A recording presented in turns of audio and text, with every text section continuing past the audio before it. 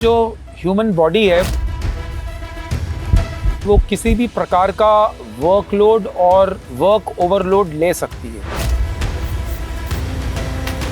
अगर आप बॉडी को स्पीड में भागने की प्रैक्टिस नहीं करेंगे तो वो बॉडी नॉर्मल ही पेस पे भागेगी, और इसको हम कहते हैं these are hard workouts, these are very very intense workouts. जो आपका न्यूरोमस्कुलर कंडीशन है उसके ऊपर ये बहुत ज़्यादा इम्पैक्ट करती हैं। आप जितना भी तेज़ एफर्ट डालेंगे आपको उसका रिजल्ट्स नहीं मिलेंगे।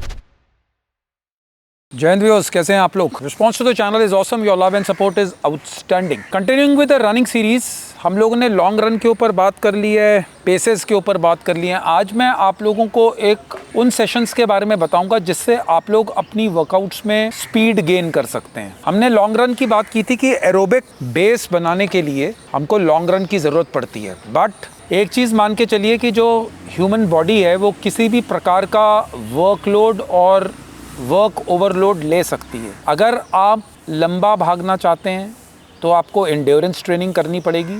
अगर आप तेज़ भागना चाहते हैं तो आपको स्पीड वर्कआउट्स करने पड़ेंगे।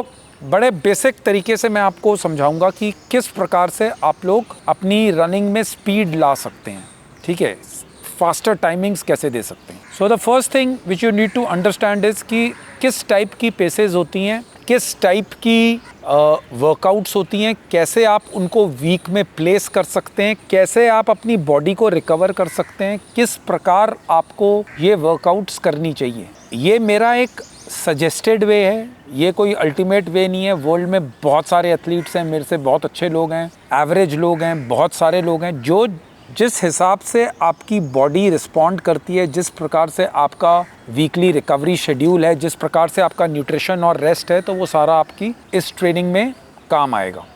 अब हम आते हैं टाइप्स ऑफ पेसेस।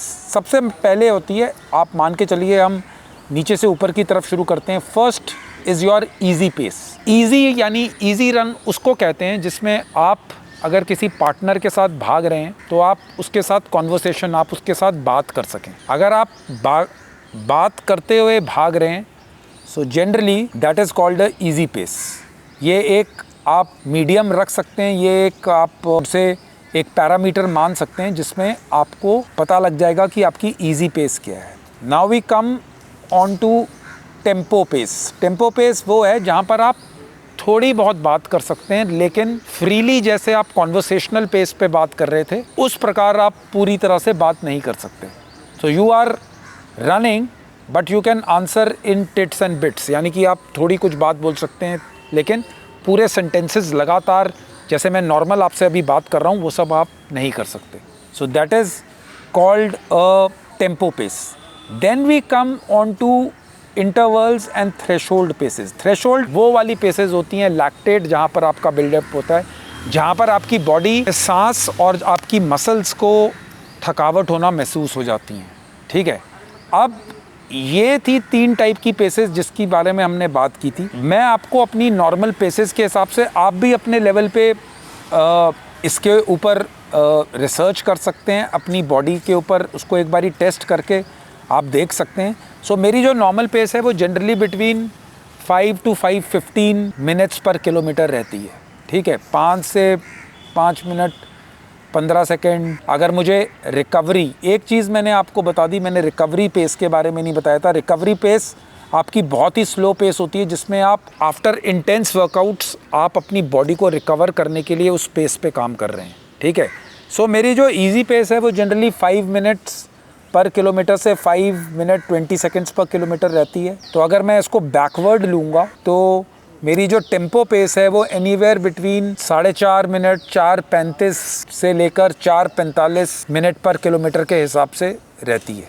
जो मेरी स्पीड वर्कआउट्स है, जो मेरी लैक्टेट है, वो जनरली मेरा वर्कआउट रहता है anywhere between 4 minutes two kilometre से लेकर 4 मिनट 10 सेकेंड पर किलोमीटर या 4 मिनट 15 सेकेंड पर किलोमीटर। सो वो मेरी, जिसमें मेरी बॉडी थकनी शुरू हो जाती है। तो जब मैं स्पीड वर्कआउट्स करता हूँ, जब मैं इंटरवल्स करता हूँ, जब मैं फास्टर वर्कआउट्स करता हूँ, तो बेसिकली मैं 4 मिनट पर किलोमीटर से 4 मिनट 0.15 किलोमीटर्स तक रहता हूँ। जो एलीट एथलीट्स हैं वो 3 मिनट पर किलोमीटर, 2:50 2 मिनट 50 सेकेंड्स पर किलोमीटर, 3 मिनट 10 सेकेंड पर kilometre, those are elite level athletes जो कि उस पेस पे भागते हैं, ठीक है। सो ये आ गई हमारी इंटरवल वाली पेस, सेकंड आई थी हमारी टेम्पो, थर्ड थी हमारी इजी रन्स, ठीक है। उसके बाद जो रिकवरी की पेस है वो मेरी होती है आपके इजी रन से भी 10-15 सेकंड और धीरे। सो यानी अगर मेरी रिकवरी पेस है, सॉरी इजी पेस थी 5 मिनट्स पर किलोमीटर से लेकर 5:20 मिनट्स पर किलोमीटर तक, तो मेरी जो रिकवरी वाली पेस होगी वो होगी 5:35 की पेस से। सो उसमें मैं बिल्कुल इतना धीरे भाग रहा हूँ ताकि मैं सिर्फ अपनी बॉडी के लिए रिकवरी का काम कर रहा हूँ। Okay, now coming on to these workouts, जो हमने स्पेसिफिक वर्कआउट्स की बात की थी, टेम्पो इंटरवल्स, आप इनको वीकली कब प्लेस करेंगे?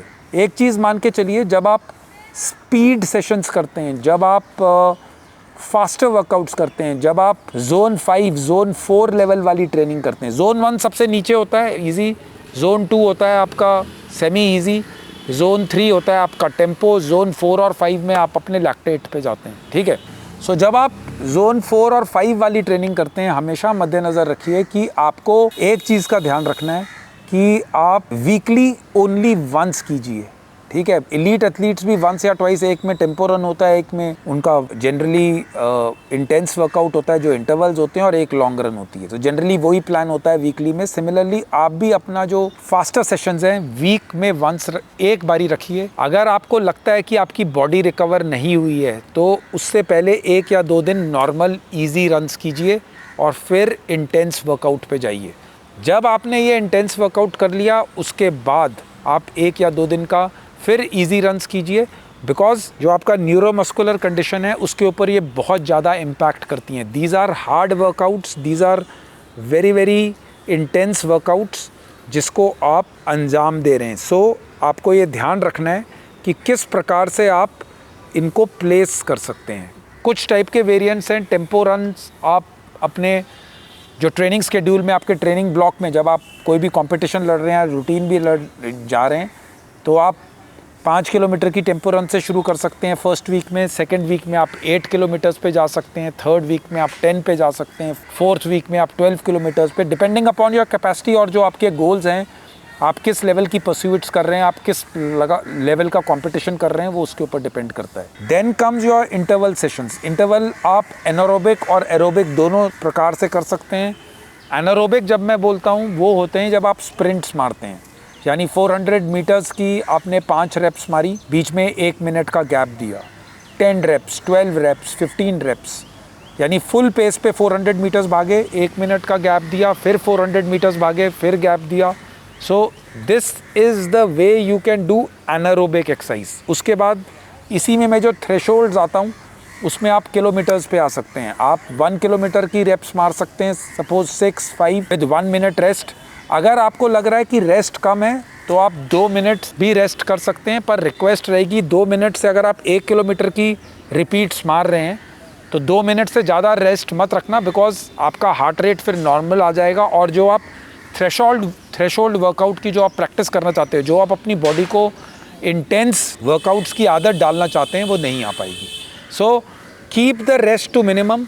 1 मिनट से कम रेस्ट करने का कोई फ़ायदा नहीं है, बिकॉज आप बॉडी उतनी रिकवर पूरी कर नहीं पाएगी। आपकी इंटरवल्स और आपकी इसको करने की काबिलियत उस चीज़ पे डिपेंड करती है कि आप कितने ट्रेंड एथलीट हैं, आपका एरोबिक बेस कितना है, आप कितने ज़्यादा मेहनत की हुई है, कितने टाइम से आप फिजिकल फिटनेस कर रहे हैं। अगर आप चाहेंगे कि आप अचानक ही एक दिन में ये वर्कआउट्स करके चेंजेस देखना शुरू कर दें, ऐसा नहीं होगा। ओनली बिकॉज इन चीज़ों में टाइम लगता है और एरोबिक बेस और एंड्योरेंस और स्पीड बनाने में थोड़ा सा हमें ज़्यादा टाइम लगता है। सो आपने ये पेसेस रखी, इनको हफ्ते में हम लोग कब प्लेस कर सकते हैं, किस टाइप की पेसेस हैं, किस टाइप से आप इसको अंजाम दे सकते हैं, किस टाइप से आप अपनी वर्कआउट पे इंक्लूड कर सकते हैं। So kindly practice them, because अगर आप बॉडी को स्पीड में भागने की प्रैक्टिस नहीं करेंगे तो वो बॉडी नॉर्मल ही पेस पे भागेगी, और इसको हम कहते हैं डी ट्रेनिंग इफेक्ट। एक होता है ट्रेनिंग, उसको अगर आप जब एक्सेस में कर देते हैं तो वो बन जाती है ओवर ट्रेनिंग, अगर आप उसको कम में कर देंगे तो डी ट्रेन हो जाती है बॉडी। रेगुलर टाइम पे अपनी बॉडी को एक शॉक देना है, एक टाइप की डिफरेंट टाइप की ट्रेनिंग देनी है, intervals are good for them, but जैसे मैंने बताया कि ये एक इंटेंस वर्कआउट है, आपको इसके बॉडी आपकी एडिक्वेटली रेस्टेड होनी चाहिए। It should not be at the cost of your recovery. एक चीज़ मान के चलिए, अगर आपकी बॉडी रिकवर्ड नहीं है, अगर आपने रिकवरी नहीं किया है, तो आप जितना भी तेज़ एफर्ट डालेंगे आपको उसका रिजल्ट्स नहीं मिलेंगे, because a recovered body can only do intense workout. So हर रोज़ तेज़ मत भागिए, हफ्ते में कम से कम, जैसे मैं पहले भी बता चुका हूँ, 80% आपका जो वर्कआउट लोड है वो इजी होना चाहिए और 20% में आप टेम्पो और थ्रेशोल्ड्स को इंक्लूड कर सकते हैं। I hope you have liked the vlog.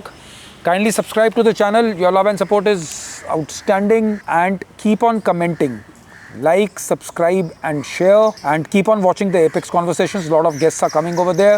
Have a nice day. God bless you all. Jai Hind.